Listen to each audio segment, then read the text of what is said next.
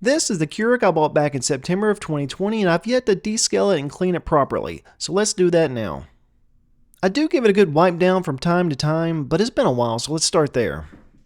And a quick sidebar, if you buy your kitchen cleaners at the store, here's a tip. You can make your own multi-purpose cleaner using just a teaspoon of Dawn dish soap and water. It works great.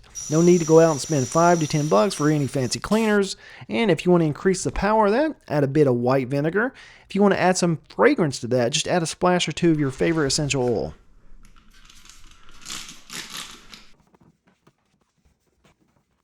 Alright, now that we look presentable, we can move on to the next step. But first, if you haven't picked up one of these pot holders that attaches to your Keurig with 3M tape, I'd look into it. It's a game changer. I suggest picking up two packs as they each hold 5. So if you're buying boxes of 12 pods, you'll need at least 3 holders. Now on to the cleaning. The first step is to remove any old pods. Then we'll empty out the water reservoir because we do want to start with fresh water. Now what we'll do is add our fresh water, and what we're looking to do is add a 50-50 mixture of fresh water and white vinegar. So we're just kind of eyeballing it here. This is what we're going to start with water, and we're going to add about the same amount of white vinegar.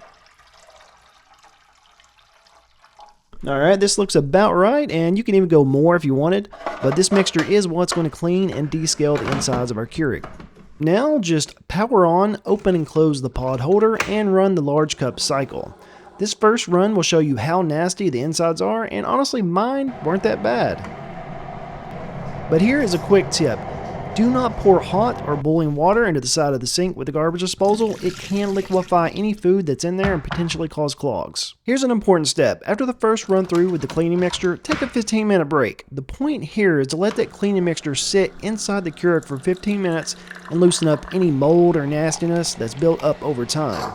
Once the 15 minutes is up, keep running the large cup cycle until all the cleaning mixture is gone. Now that we used all the cleaning mixture, we want to fill up the water reservoir with fresh water. We're going to use this to flush out any remaining cleaning mixture. And we'll do that by running the large cup cycle over and over again until the fresh water is gone. That is the last step in this process, and this cleaning and descaling process should be done about every 3 months or so. Check the description for links to the items mentioned in the video, as well as the steps that we just went over. Now that we're clean, we can enjoy a fresh cup of joe. If you like this video, please consider liking and subscribing, and we'll see you on the next one.